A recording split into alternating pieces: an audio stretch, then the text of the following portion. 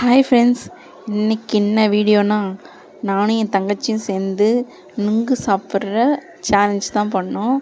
வாங்க வீடியோக்குள்ளே போகலாம். ஹாய், இன்றைக்கி நம்ம ஒரு சூப்பரான ஒரு நுங்கு சேலஞ்ச் பண்ண போகிறோம். ஏன்னா சம்மர் டைம் வந்துருக்கு. இந்த டைம் தான் நல்லா சாப்பிட முடியும். இந்த சீசனில் நம்ம நல்லபடியாக ஒரு சூப்பரான சேலஞ்ச் பண்ணுவோம்.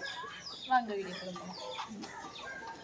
இப்போ நம்ம என்ன பண்ணுவோம், இப்போதைக்கு நுங்க நம்மளே சீவிப்போம். வேறு வழி இல்லை, யாரும் இல்லை ஹெல்ப் பண்ணுறோம். நாங்களே சேலஞ்ச் பண்ணிடுவோம்.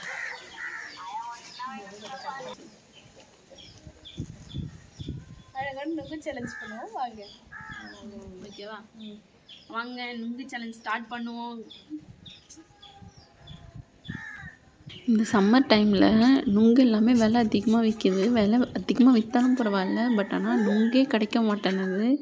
உங்களுக்கு நுங்கு கிடச்சிதுன்னா எப்படியே வாங்கி சாப்பிட்ருங்க, விலை அதிகமாக இருந்தாலும் பரவாயில்ல.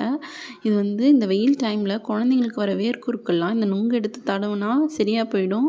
உங்களுக்கு கிடச்சிதுன்னா குழந்தைங்களுக்கு தயவு செஞ்சு வாங்கி கொடுங்க. நான்லாம் சின்ன பிள்ளையாக இருக்கும்போது எங்கள் பாட்டி நுங்கு வெட்டி வச்சுட்டு வந்து சாப்பிடுங்கன்னுவாங்க. அப்போல்லாம் அருமை தெரியல, பட் ஆனால் கொஞ்சம் வளர்ந்ததுக்கப்புறம் தான் இதோட அருமைலாம் தெரியுது. நீங்களும் உங்கள் குழந்தைங்களுக்கு இதை வாங்கி கொடுங்க. இந்த நுங்கு சேலஞ்சில் நான் தான் எல்லா நுங்கையுமே சாப்பிட்டு வின் பண்ணேன். பட் ஆனால் அவள் வின் பண்ணாலா நான் வின் பண்ணனானா தெரியல. ஏன்னா அவள் சாப்பிட்ட நுங்கு எல்லாமே 3 கன்று, நான் சாப்பிட்டது எல்லாமே 2 கன்று.